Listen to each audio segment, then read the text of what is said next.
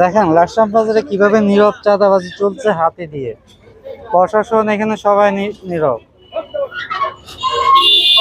ওরা পানিকে ভয় দেখিয়ে কিভাবে চাঁদাবাজি করে যাচ্ছে দেখেন।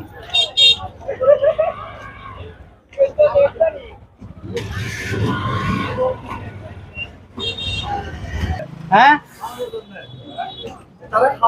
তো আপনি হাতি পালতেছেন, আপনি খাওয়াবেন, মানুষের থেকে টাকা উঠে কেন খাওয়াবেন? হ্যাঁ, একজন বলে সময় হাতি পালবেন, কিন্তু এটা হাতি খাওয়াইতে কত ডেলি কত টাকা লাগে?